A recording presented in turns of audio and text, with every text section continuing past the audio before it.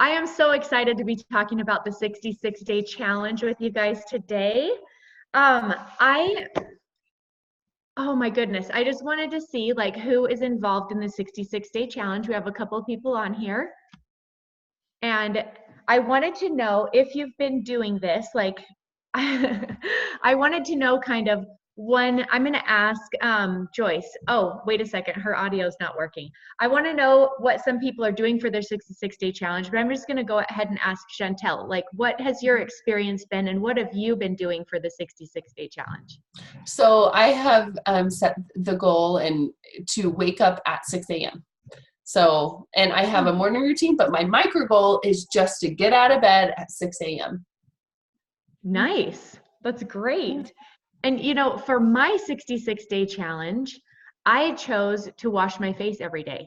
So this 66-day challenge goal is supposed to be something small and attainable. It's not supposed to be a big outlandish goal. It's something small and attainable that you can reach every single day. And I want to show you my chart. Here's my chart. Do you see a big fat 0 right there? So that was day 8. Okay, we're going to talk about day 8 in a minute here, but most of my days are checked. Let me tell you why I chose washing my face as a challenge. So ever since I started wearing makeup, you know, those teen years, there would be a day every now and then when I'd show up to school without makeup on. And what was the question that people would ask me, do you think? Are you sick? Are you sick?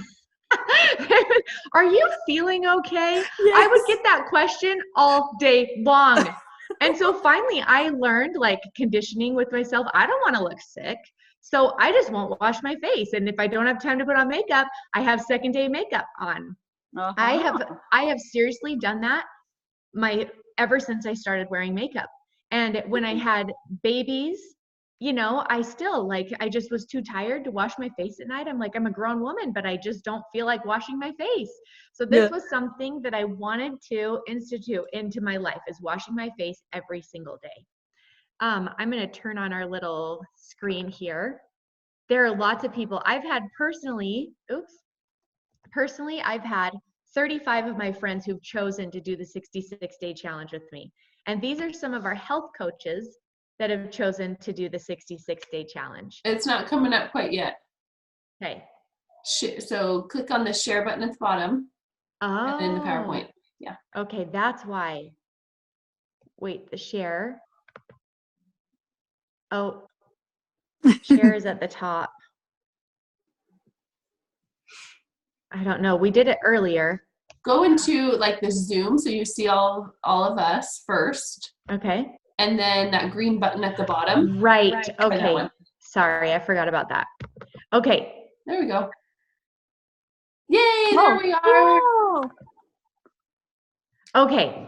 So here's a bunch of coaches with their 66-day challenge thing. I see one that says meditation, one that says daily joy, one that says bedtime routine. So like you see that these are small goals that are achievable over time. Okay. And this is what the paper looks like. So if you don't have it yet and you want to join the 66-day challenge, all you have to do is let me know and I will send this PDF to you. Okay. So I wanted to talk about goal setting and where we are as far as goal setting goes. So at first, when we start a goal, we're in something called unconscious incompetence. So you're aware of the skill and you lack proficiency. So you're kind of aware of what you need to do, but you're not sure how to do it and you're not following through. And then you move into conscious incompetence, where you're aware of the skill, but you're not proficient. So your awareness is peaked, but you're still not very great at doing it. And then conscious competence. You're aware, you're able to use the skill, but only with effort. And in the conscious competence part, that's usually where people operate, and that's usually where they give up. Because that's the stage where you are just like holding on for dear life.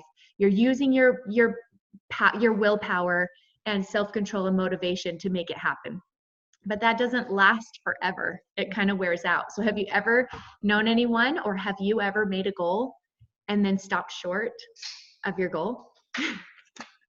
I'm seeing some nods.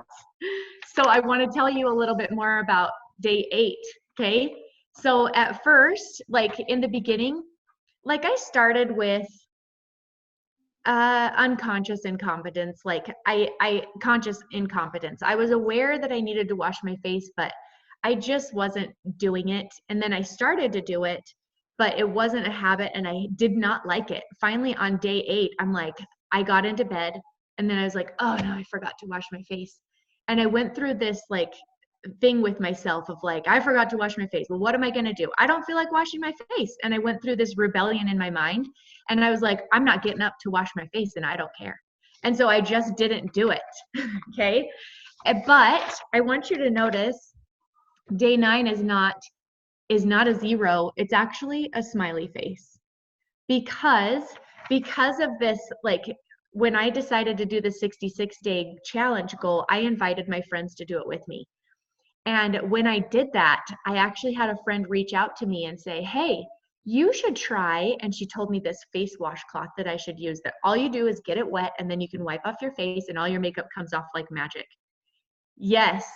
And so I did that. And that was day 8. And that's why there's a smiley face, because it changed everything for me. So that is the power of having a support group when you are making goals. And also, I learned that when you fail at one of your goals, it actually, like, you keep moving forward and you actually learn to improve your process over time through failure. So that's why a lot of times we'll make a goal and then when we see a 0 on there, we get discouraged and we're like, I just don't want to do this anymore. And you feel like you can't do it. But if you keep moving forward, you think about ways, your brain comes up with processes to make it more efficient so that you can succeed in your goal. So we move from conscious competence, where you're able to use the skill, but only with effort, to unconscious competence, where you're performing the skill and it becomes authentic to you. So I feel like, honestly, today is day 29. And I have to tell you that for the last 3 days, I have been excited to wash my face every night. It's been a total change, and the power of sticking with commitment, even though it's just something small, is changing my life.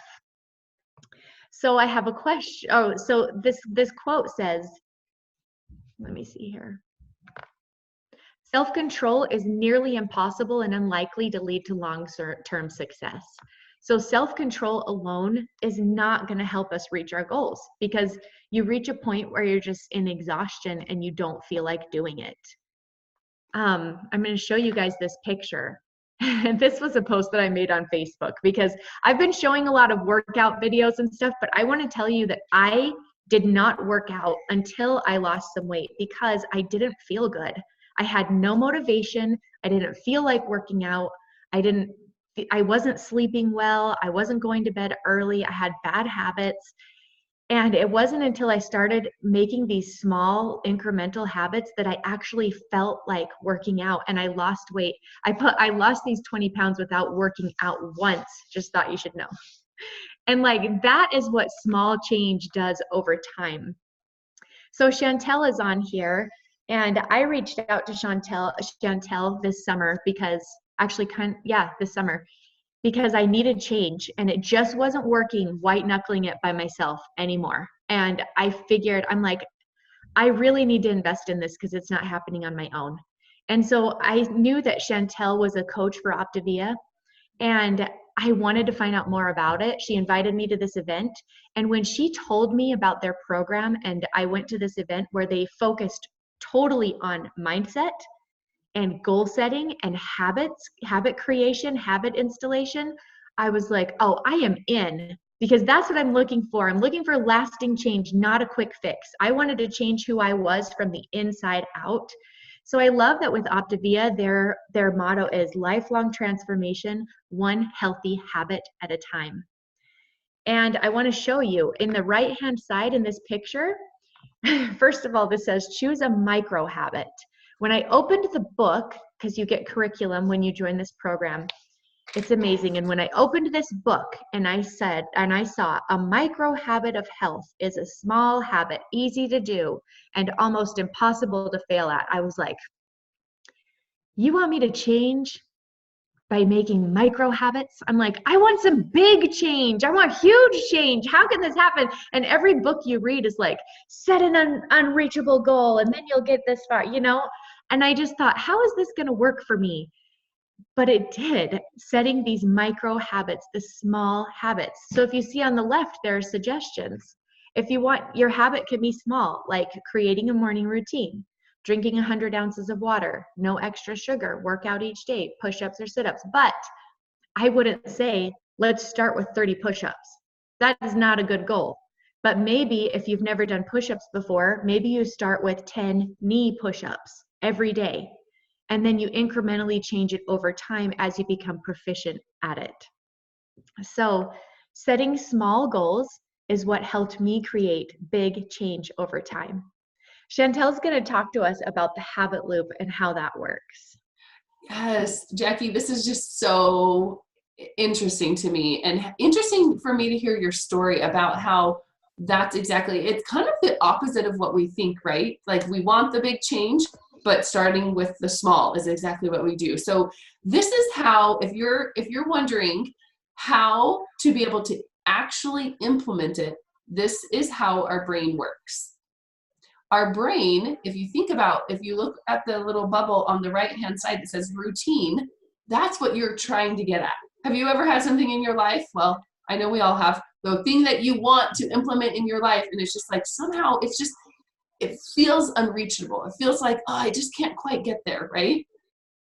So you set this as your micro goal, and Jackie's 20 days ago or whatever, 26 days ago, she thought, that's unreachable for me to be able to wash my face like every day. Like I don't see how that could happen in my brain. Silly but true, yes. But it has actually happened already, like halfway through the challenge. So we say the routine, whatever the routine is that you want to work on, put that in the bubble. And what we do first is we actually, the way our brain works is that it needs a cue, C-U-E, cue. So the one on the left, it needs a cue to spark the routine. So something to initiate that. Now, let me give you an example of a cue. Last night, we passed Krispy Kreme donuts. Now, what do you think the cue is at Krispy Kreme donuts when people are driving by for them to want to get donuts? Any ideas? Hold on, let me unmute you, Zan. What? Oh, the cue to like make us want to go in there? Yeah. Well, part of it, I think for me, is that they show you making them. It's like you can see them, which makes it even more desirable. And then when you go in there, they give you a free one and it smells good. Yep.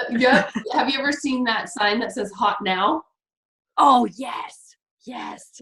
Yeah. I think their whole store is like a queue. For Yeah, you to want everything donuts, right?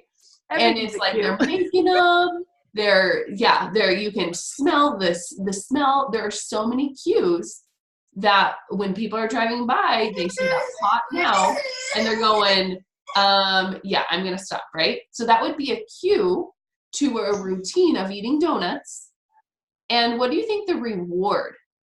There's a reward when you eat a donut. What do you think it is? Jackie, what do you think it is? Just for me, it's just like the soft bite and having it kind of like melt in your mouth. So the reward is like that stimulation of the sugar and exactly feeling like, I mean, for me, I used to associate that with like a treating myself. Exactly, right? And so you can see how this is the brain. This is how your brain is wired. You see the hot now, you go get a donut, and all of a sudden this is very satisfying for your taste buds. Okay, so that's initially what happens. But you know what's cool about this process is that it can be unhealthy or it can be healthy. It can serve you or it doesn't serve you. So you can look at things that you want to change and you can plug this in, or you can look at things that you want to start doing. So stop doing or start doing, and you can use this model. So let's take, for example, my routine of wanting to wake up at 6 a.m. And I I wanted to work out at 6 a.m. So my routine is I want to work out. Now let's go back. And what I need to put into place is some kind of cue that's going to help me to be able to do that. So there's many cues I can pick, but what has worked for me is that I set my alarm. Set my alarm is a big one. Number 2 is I put out my clothes. It sounds silly, but I just put out my clothes right by in my closet. And to me, that's a big cue.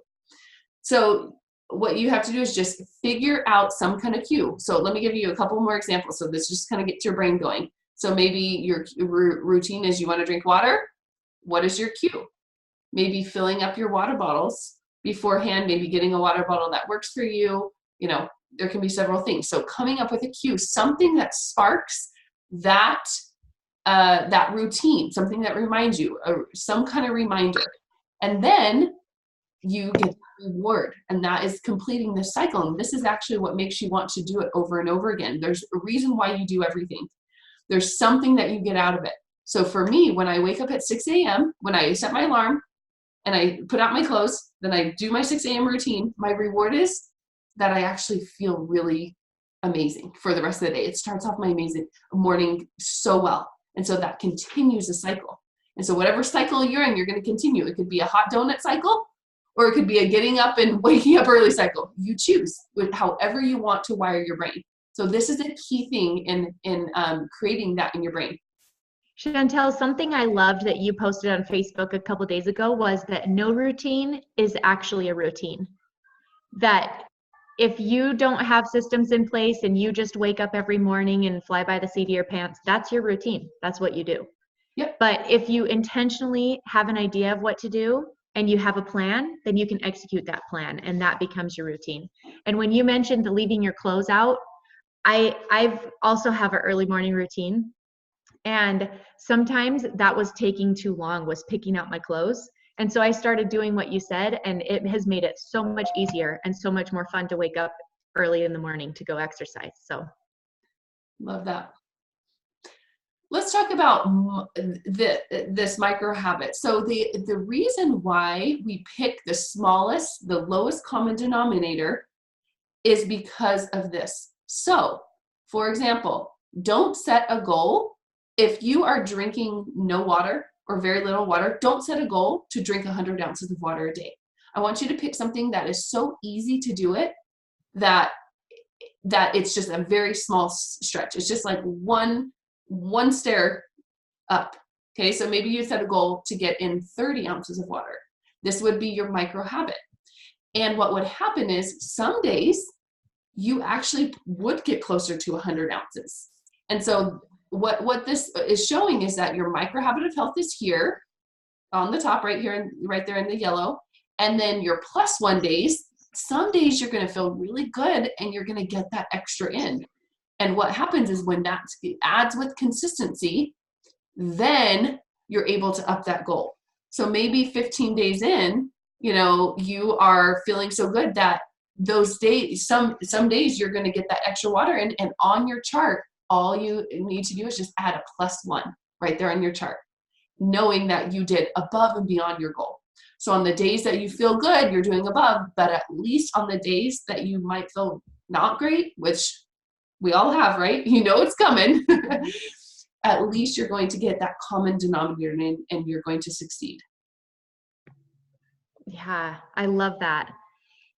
This little chart shows that most of us operate in a range of not sick.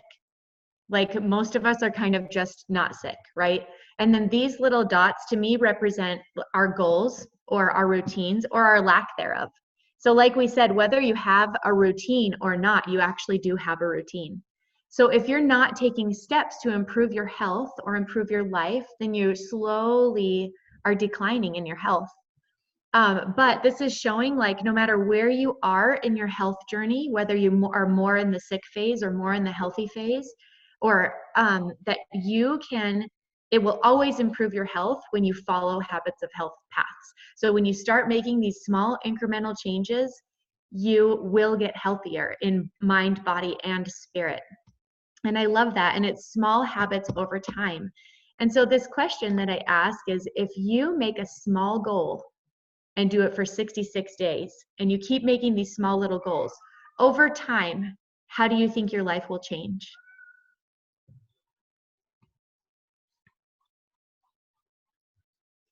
When I think of this, of just these small goals, I think of that picture that I showed you before, my before and after, and the things, the routines that I had, but I didn't even know it, and how they weren't serving me and making me better. And now, from then to now I'm in a place. Before, when I needed alone time, I would take it at the end of my day. So I'd stay up later than my kids. Get my kids all in bed and everything, hopefully done by 9, and then I'd stay up till 11 or 11:30 or midnight. And I would just sit and kind of watch shows and eat popcorn and chill. And I thought, oh, I need this time. This is my time. And if my kids came in and interrupted me, I'd be like, you go to bed, this is my time, you know? But that was how I used my time. And then now, when I changed things and I felt better inside, I decided to take those 2 hours at the beginning of my day. So I do something that I've never done before. And I don't know if I could have done this with babies. I probably could have. I just never prioritized, but I didn't. And that's okay. But now I wake up between 5 and 5:30 every single morning, depending on what time I go to bed. And I am using 2 hours of my day. If I get up at 5, I am using 2 hours of my day that are completely uninterrupted. And those 2 hours are the most productive time I have ever had in my life. And I use it so well. You better believe I don't wake up at 5 in the morning and get on my couch and sit and watch Netflix. I don't ever do that. Now I get up, I read, I work out, I do some meditation, which I never did before. I do some yoga. I can do whatever I want. I go out and go for a walk because my husband hasn't left for work yet. It's the most productive time I have ever spent. So if you make a small change 66 days at a time, over time, your life will change dramatically. Jackie, can I just add one thing to that? Yeah. Is that it's not just that it will, it's the only way that it can. Yeah. So there's no way to achieve changing your life unless it is this. So this is a secret. Yeah. That's interesting. It's so true. I never changed before this. And I used to make big, huge goals. And by like day 3, I'm like, this is too hard. This is not for me. I would rather live this way, you know?